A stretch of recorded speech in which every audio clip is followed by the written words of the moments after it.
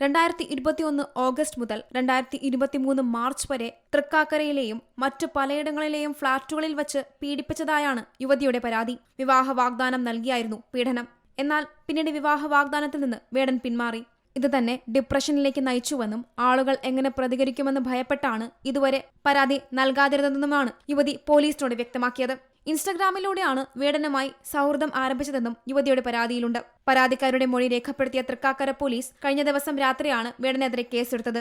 IPC 376 section 2N വകുപ്പനുസരിച്ചാണ് case register ചെയ്തിരിക്കുന്നത്. BNS നിലവിൽ വരുന്നതിന് മുൻപുള്ള കുറ്റകൃത്യമായതിനാൽ ഇന്ത്യൻ ശിക്ഷാ നിയമം അനുസരിച്ചാണ് FIR രജിസ്റ്റർ ചെയ്തിരിക്കുന്നത്. കേസിൽ യുവ ഡോക്ടറുടെ വിശദമായ മൊഴി പരിശോധിച്ച ശേഷം കൂടുതൽ തെളിവ് ശേഖരിക്കുമെന്ന് കൊച്ചി സിറ്റി പോലീസ് കമ്മീഷണർ വ്യക്തമാക്കി. കേസ് രജിസ്റ്റർ ചെയ്തിട്ടുണ്ട്. 376 IPC പ്രകാരമുള്ള കേസാണ് രജിസ്റ്റർ ചെയ്തത്.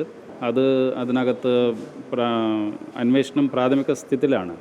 സോ ഇതിൻ്റെ എല്ലാ രീതിയിലുള്ള നിയമ നടപടികൾ നമ്മൾ എടുത്തിട്ട് ബാക്കി അന്നത്തെ നടപടികൾ ചെയ്യും. അല്ല, അതിനകത്ത് കുറച്ച് സാമ്പത്തികമായിട്ടുള്ള ട്രാൻസാക്ഷൻസ് ഉണ്ട് എന്ന കാര്യങ്ങൾ കൂടെ കംപ്ലൈൻറ്റിലുണ്ട്.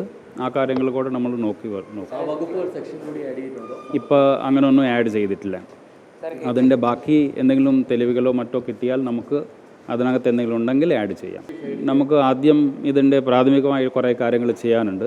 അതെല്ലാം ചെയ്തിട്ട് ശേഷം നമ്മൾ ആവശ്യമുള്ളത് ചെയ്യാം. അതേസമയം ഇപ്പോൾ ഉയർന്ന പരാതി തന്നെ അപകീർത്തിപ്പെടുത്തുക എന്ന ലക്ഷ്യത്തോടെയുള്ളതെന്നും നിയമപരമായി മുന്നോട്ടു പോകുമെന്നും വേടൻ തന്നെ വേട്ടയാടുകയാണെന്നും ആസൂത്രിത നീക്കത്തിന് തെളിവുണ്ടെന്നും വേടന്റെ പ്രതികരണം. വിഷയത്തിൽ ഹൈക്കോടതിയെ സമീപിക്കാനാണ് വേടന്റെയും കുടുംബത്തിന്റെയും തീരുമാനം. C Malayalam news, Kochi. ഏറ്റവും പുതിയ വാർത്തകളും വിശേഷങ്ങളും വിരൽ തുമ്പിലറിയാൻ സി മലയാളം ന്യൂസ് എല്ലാ ഡിജിറ്റൽ പ്ലാറ്റ്ഫോമുകളിലും ലഭ്യം.